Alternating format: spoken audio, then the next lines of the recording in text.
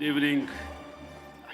Following the revelations from my friend Dean, I also want to mention that it's about my roots. So I don't need a DNA analysis because I know for sure I'm a 50-50 split.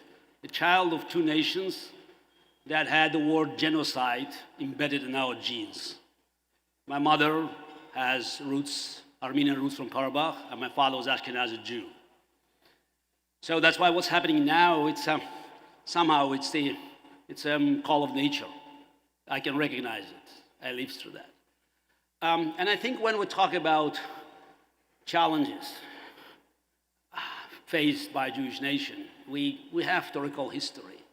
And I have to say that our enemies are also looking for history to take revenge on us. The attack, the horrible attack, despicable crimes committed on October 7, that was the 50th anniversary of Yom Kippur War. Also, it was a birthday of Russian dictator, Vladimir Putin. Yeah, people say it's a coincidence. Yes, I believe in coincidences, but I also believe in KGB. Before leaving my apartment for this great event, so I looked at Wikipedia just to check a day in history. And on that day, 50 years ago, the resolution 339 was adopted by the United Nations that ended the Yom Kippur War with Israeli victory. Somehow I always feel uncomfortable because so many wars had been won on the battlefield and so many wars had been lost on the information. It reminds me, as a scholar of history, the anecdote about one of the Hannibal generals after the great victory at Battle of Cannes and decision not to storm Rome. He told Hannibal, you knew how to win every battle, but you had no idea how to use it. So I think we reached a point where we are reaping the benefits, or actually, it's not benefits, but we're paying the price for our unwillingness to pay attention to this ongoing war, guerrilla war that now manifested around the world. We saw all these pro-Hamas demonstrations. Do you think it's spontaneous? Are you telling me? Just look at the quality of these flags. I have been organizing demonstrations in Moscow protesting against Vladimir Putin's rising dictatorship.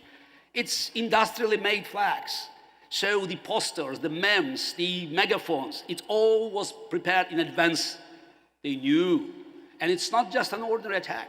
It's not just the most despicable crimes against Jews that was committed on October 7th. It's the beginning. And I think, again, we always have to look back at history. I talked about 1973. You know, on that day, on 1962, that was a great time. Because on that day, October 25th, at the United Nations in this city, American ambassador to the United Nations, Adlai Stevenson, revealed the Soviet lies about Cuban missiles. That was a great time. You showed the pictures and the world believed you. Not today. They don't want to believe these pictures because they've been indoctrinated.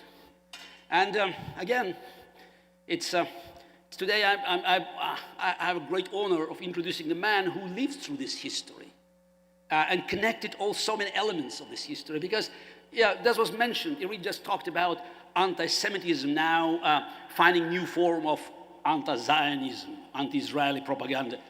I lived through that. It's Soviet KGB trick. We didn't have anti-Semitism in Soviet Union. It was anti-Zionism. But it's like, it's a code. We all knew what it meant. And we see now that it's never dying Jew hatred manifested everywhere, including the United Nations, which is probably the most Jew hatred organization on this planet. Ironically, it's in New York. And the man I'm introducing today was born in a city that nobody probably would ever knew about the location. By the way, it was called Stalino at the day when he was born there 75 years ago. Today it's called Donetsk, and everybody knows where it is. Because it's where the border of the free world is coming through now, from River Dnieper all the way to River Jordan. It's a front line of freedom. And it goes all the way east to the Chinese Strait. It's a war of freedom and democracy against tyranny and dictatorships. And Israel had been fighting this war for a long time. Now Israel is not alone, but we see our enemies not lost their hopes to eradicate Jewishness from history. But you know what? They would like to play with history, while Jews lived through history and made history. There were so many enemies of the Jewish people for nearly 4 millennia. What are these enemies? You have to dig deep in the history books to find their names. And we're still here, and the state of Israel is still there.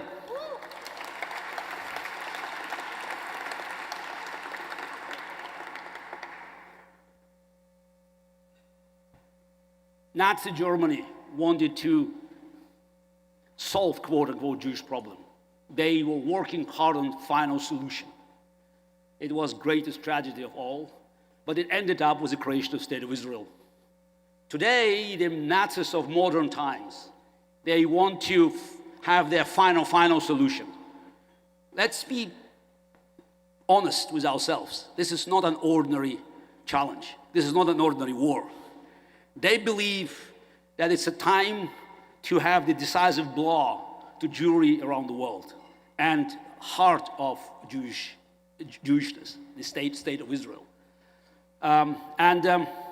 Unfortunately, the free world now is watching it not indifferently as in 1930s, but applauding. So there's so much work to be done. And again, I have a great honor of bringing this man to the stage. So he was a prisoner in the Soviet jail. By the way, today history repeats itself. We still have political prisoners in the Soviet Union, but there's one difference. There's not the same president in the Oval Office, like in the 80s. And again, having said all of that, I would like to invite to the stage a true hero, so my hero, and the man who guarantees that Jewish nation will continue its triumphant walk through history. Symbolizes never-ending hope and never-exhausted resilience and courage of Jewish nation. And I think I can end my short remarks saying, Sheni Masada lo tipol. Masada shall not fall again. Nathan Sharansky.